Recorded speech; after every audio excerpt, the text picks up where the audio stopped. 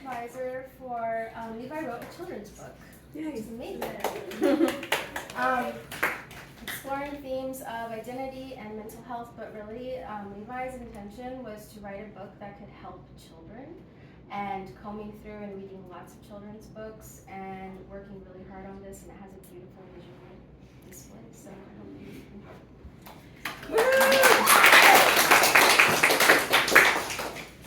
All right, so like Patricia said, I wrote a children's book. Cool. I chose to write and illustrate it, and the title of it is Inside Me, which I will explain more, and that there is my main character. So I knew, like, from several years ago, thinking about a senior project, that I wanted to do something that combined writing and illustrating. I really wanted to do something very creative. Some ideas that I had thought about were creating a Dungeons & Dragons campaign module, or maybe a long-form zine. And then this children's book was an idea that I first had when I, last year at Book People, went and saw a talk by a podcaster that I really like, who had just written a children's book.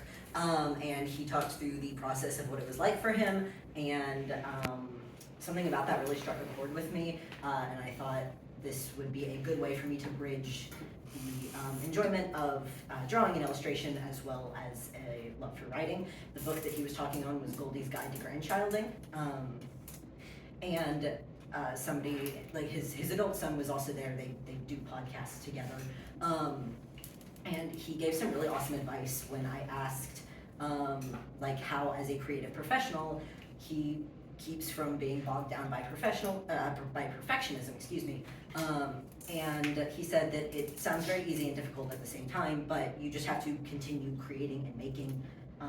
It doesn't have to be your end result, it doesn't have to be something perfect, but you just have to make all the way through, and that was a big piece of advice that I kept in mind while I was going through this. And the other piece of advice he gave was to always have somebody there to hold you accountable. I thought, well, I've wanted to do something like this for a while, and this was a really good opportunity where the stakes were low, and I had somebody there, my mentor, to hold me accountable the whole way. So, flashback, tiny Levi. So, some context when I start talking about what the book is about is what I was like as a little kid.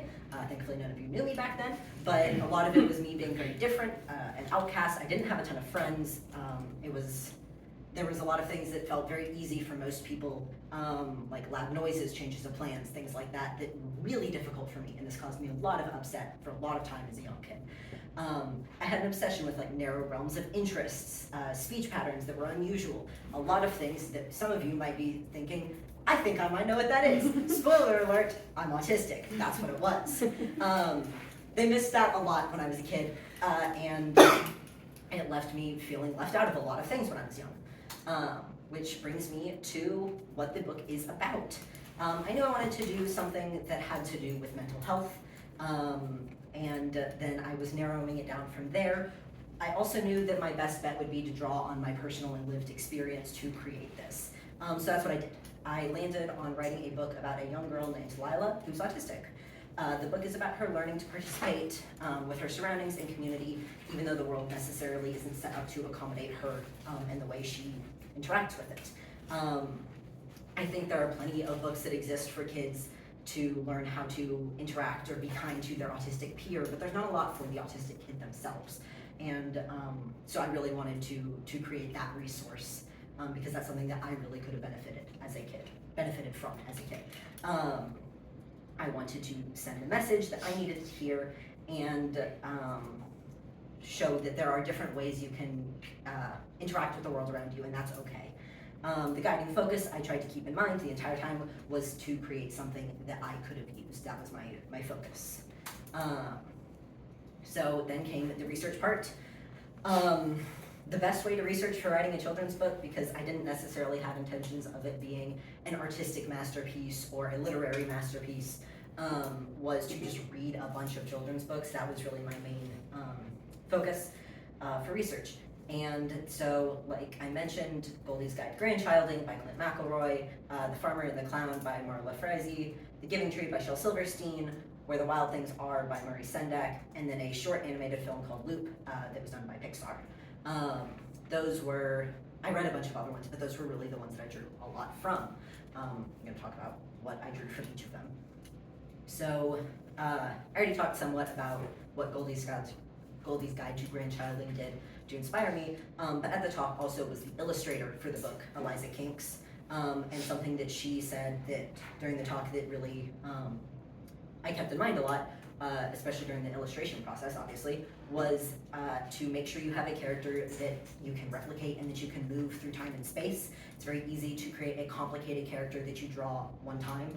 It's much harder to create a character that you have to draw in more dynamic positions, doing different things, showing different emotions. And that was definitely, I tend to overcomplicate things, so having that in my mind definitely helped me make this an attainable project. The Cowboy and the Farmer is a book that tells a very clear story with very few words. I didn't want to write a super wordy book, and so I really took from that how to effectively convey movement and storytelling without the just blocks of text.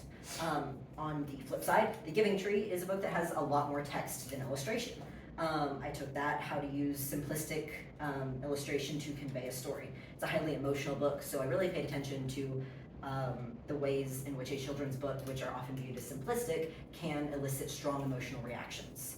And Where the Wild Things Are, the main character is different. The whole thing is that he's trying to escape and live in his own imaginary world. He ends up where the wild things are. You can kind of see what I may have taken from that. And then finally, not a book, but still was influential, is Loop. It is an animated short film, like I said, about an autistic girl and how she's communicating.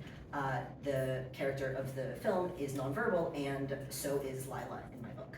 So it's a really positive representation in a very heartwarming portrayal. So I really took inspiration there. After all of that research, it was time to actually begin to create. I started sketching basic layouts, word vomited any and every idea I had onto a document, and did actual physical storyboarding because that's easier for my brain to keep track of. After that was character design and planning. The first step of that was just to draw this character over and over and over again in a bunch of different ways. I did things like turn sheets, emotion sheets, a full color palette. You can see examples there of all of my fun little illustrator things.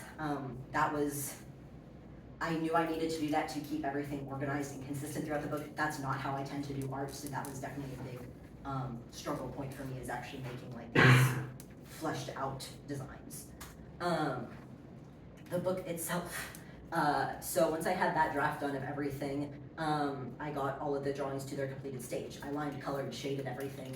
I wrote the final text that I wanted to have on each page in a document. I fought a valiant battle against Adobe InDesign. Formatting, not fun. It was a big learning curve. Now I know how to use the new software, but boy, oh boy, did I not enjoy that experience. And then came the part about naming the book. That's super hard to do. Late April rolled around, I was writing this PowerPoint and I did not have a name for the book yet. It took me a while. So, which leads me into my next point of roadblocks. A lot of it was confidence and, confidence and just burnout. It's tiring. It's exhausting to create something for months on end and not get to shift your focus to other things. This did unfortunately lead me to procrastinating so hard I didn't have time to get printed copies in time for this, so it is all in a PDF. It's on my little art portfolio website thing. It's all cool. But it wasn't the end of the world.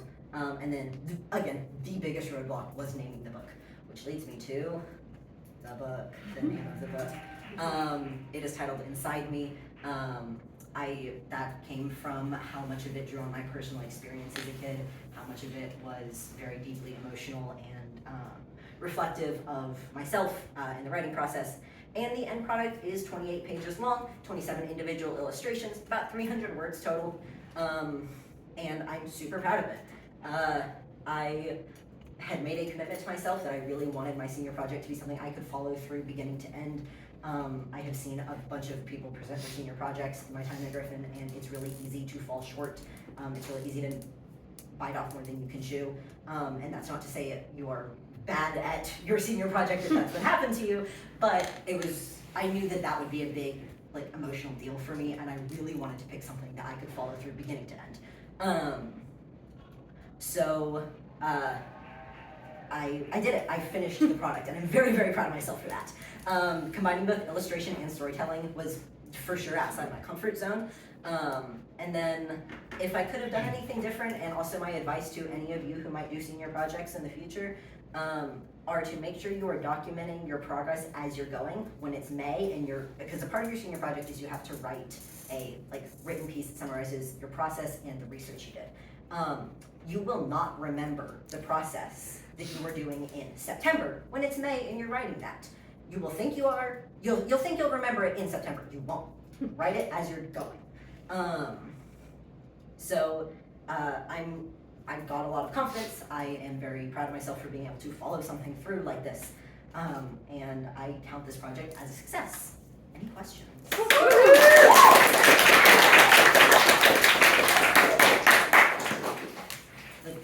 as question I asked for May, when can I buy this? Once I find somewhere that will print it for not $70. That's great. Yes, Vivian. So you said it was on like your website.